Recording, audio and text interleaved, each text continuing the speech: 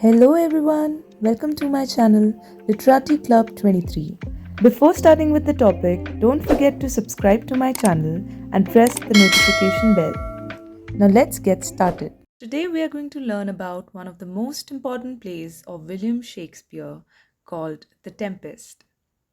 It was written around 1611, which makes it Shakespeare's last solo written play. Now let's talk about the plot of this play.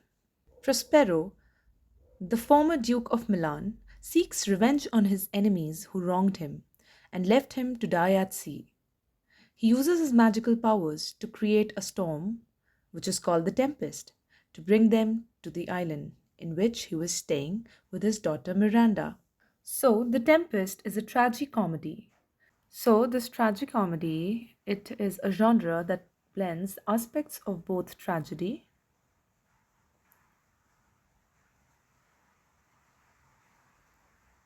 as well as comedy.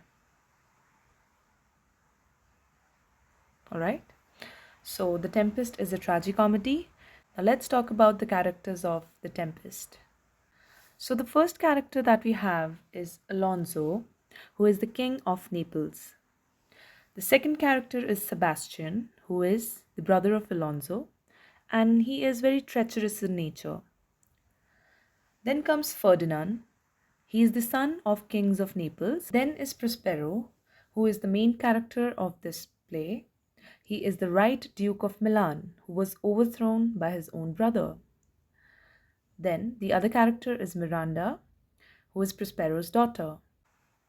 Then comes Antonio, Prospero's brother, the usurping Duke of Milan. Now, by usurping, we mean that Antonio is somebody who has overthrown his own brother, that is Prospero, illegally, okay, not by the right means. So, he is the usurping Duke of Milan. Then comes Gonzalo. He is an honest old counselor who is very loyal to Prospero. He is the one who keeps all the food and water and books in the boat in which Prospero and his young infant daughter Miranda were sent away. Then comes the character of Adrian and Francisco. Then comes Caliban, who is one of the most important character in The Tempest. Caliban is a savage, a deformed slave who is the son of Sycorax, a witch. Then comes Trinculo, who is a jester. Then Stefano, a drunken butler, master of ship, boatswain, mariners, Ariel, who is an airy spirit and does Prospero's bidding. Then comes Iris, Ceres, Juno, nymphs, and reapers, who all are the spirits who perform in a mask. Now let's talk about the source of the play. The plot is original, but the inspiration might have come from Sylvester Jourdain's A Discovery of the Bermudas. The setting. So basically, the setting is at the sea, which afterwards moves to an unnamed island in the Mediterranean. The famous scene is the shipwreck scene. It is important to note that The Tempest was performed to celebrate the marriage of Princess Elizabeth, daughter of King James I. So let's move on to the act-wise summary or explanation of the play. Act 1, Scene 1. A ship and its passengers are in danger on the sea. The passengers include King Alonso, Ferdinand, Gonzalo, boatswain. Now, they are all stuck in the ship and it is stuck in a much bigger storm, which later we come to know was created by Prospero himself. Now, at this point, Boatswain says, the destiny to be hanged on the gallows and not drown. He says that his destiny is to be hanged and he cannot die by drowning. So he gives a hope to all his passengers. Now let's go on to Act 1, Scene 2. Prospero's exercise of his supernatural powers. He is on an island, Prospero and his daughter, Miranda, along with a slave called Caliban. Now Prospero uses his supernatural powers. Now he has gotten these supernatural powers through studies and meditation. Now the storm in the sea is caused by him by magic. Prospero assures the worrying Miranda that the passengers on the ship are safe. Then we come to know about Prospero's account of his past life. He tells Miranda that he was the Duke of Milan and had been overthrown by his own brother Antonio when Miranda was just an infant. Now she's 12 years old. Prospero and Miranda were sent on a frail boat with no equipment, no ropes, no sails, no mast. Basically, they were sent to be killed in the sea. Prospero's reason for causing the storm. He says that to deal with his enemies, that is, Antonio, Alonso, and many others. Now he considers Antonio, his own brother, to be his enemy because he was the one who had planned this whole scenario where Miranda and Prospero were sent on this frail boat.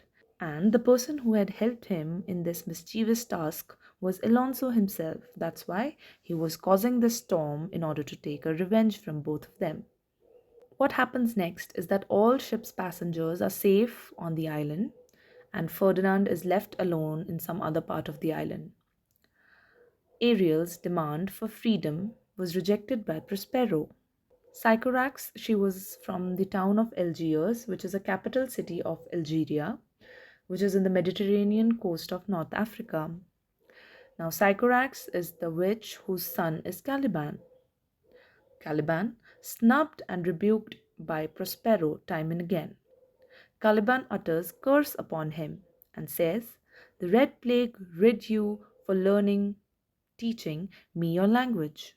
Now, Caliban doesn't want to learn the language as he is a savage, a deformed slave, so he doesn't really want to learn English.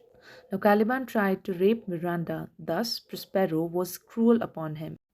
Now, in this very scene, we are also able to see that Ariel's sweet song is heard by Ferdinand.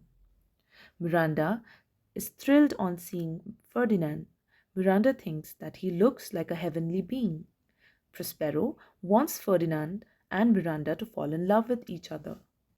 Miranda's reaction to Prospero's words and threat. Ferdinand also feels that she is not human but goddess. Prospero wants to make it hard for Ferdinand to get Miranda, as he wouldn't value her if he got her so easily. Then comes Act 2, Scene 1. In this scene, Gonzalo's words of comfort to King Alonso, who feels and thinks that his son, Ferdinand, has drowned in the sea. Sebastian and Antonio feel no sympathy for Alonso. King Alonso had taken his daughter, Claribel, to Tunis to have her married to the King of Tunis. On the return, struck by the tempest caused due to Prospero's magic. Now, the plot must be clear to you all a little bit more that King Alonso had a daughter named Claribel and she was to marry King of Tunis. Now, after the marriage, they were returning back to Naples, which is when they were struck by this tempest. Now, Prospero had all this planned and he had purposely created this tempest, this huge storm, in order to take revenge from them. Now, Alonso is blamed by Sebastian for Ferdinand's death. Now, he says that if they hadn't gone to Tunis, this wouldn't have happened at all. Now, later in the scene, Gonzalo thinks about his ideal commonwealth. He feels that if he becomes the king of this island, it would be an ideal commonwealth. There would be no trade, no literature, no learning, no inequalities of wealth, no crime, weapon, and status. No magistrates as well. Antonio and Sebastian, on hearing this, they again mock at Gonzalo by saying that in that commonwealth, all women would be whores and all men would be knaves. Further, a treacherous plot is proposed by Antonio, sows the seed of rebellion and treason in Sebastian's mind. The plot against Alonso's life. Frustrated by Ariel, Antonio and Sebastian decide to take out their swords to kill Gonzalo, obviously by Antonio, and Alonso by his own brother Sebastian. But Ariel wakes Gonzalo up by singing a sweet song in his ears. Now let's go on to Act 2, Scene 2. Trinculo's encounter with Caliban. Trinculo, who is the jester, Now, Caliban thinks that he is one of the spirits of Prospero sent by him to torment Caliban. Trinculo also thinks that he is the only survivor of shipwreck. Caliban's respectful attitude towards Stefano. Stefano was drinking wine. Stefano thinks that this creature, Caliban, has four legs, two of Caliban and two of Trinculo, who is hiding in Caliban's cloak. He pours wine in Caliban's mouth also. Stefano and Trinculo finally meet and they're very happy to see each other. Caliban thinks of Stefano as some deity from heaven. Caliban promises to become Stefano's devoted slave. Trinculo, scornful towards Caliban, and calls him ridiculous and most abominable monster. Now that is the end of Act 2, Scene 2. Now we will continue with this play in the next video. So that's it for today's class. I hope you enjoyed it. Please subscribe to my channel, Literati Club 23. Hope to see you in next video.